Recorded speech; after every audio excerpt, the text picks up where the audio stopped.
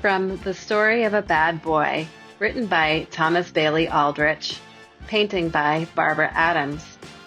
This story takes place around 1869 when Thomas Bailey Aldrich was approximately 11 years old and moved to a town he named Rivermouth, somewhat like Portsmouth. He lived then with his grandfather, who enrolled him in the local academy, where he met his friends and companions in crime, so to speak, who were always finding some mischief to pursue. Their current mischief involved planning a nighttime bonfire in the middle of Market Square.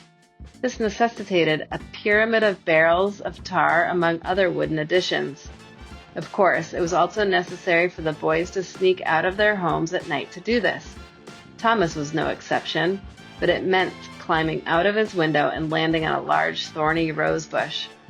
When Thomas ran to the square, he saw what looked like 40 or more elves building the fire pyramid in the twilight. When all was prepared, they lit the somber pile, and suddenly the whole pile burst into flames, blazing and crackling beautifully. This was a signal for the boys to join hands and dance around the burning barrels, singing and shouting like mad creatures. Unfortunately, their combustible material was soon expended, and a disheartening feeling settled down upon the boys.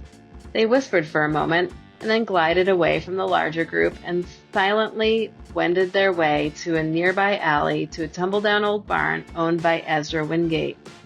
This stable held the old mail stagecoach that was discontinued when the railroad took over.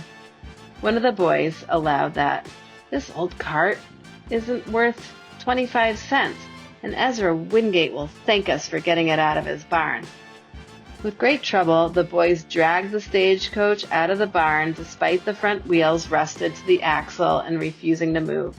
The cushions had been removed and the leather hangings dangled in shreds.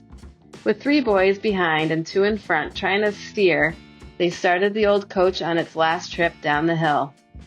The front wheels became unlocked, and as it picked up speed, it charged into the Market Square bonfire. As it began to catch fire, a figure leapt out. One of the boys had slyly gotten into the coach for a happy little ride by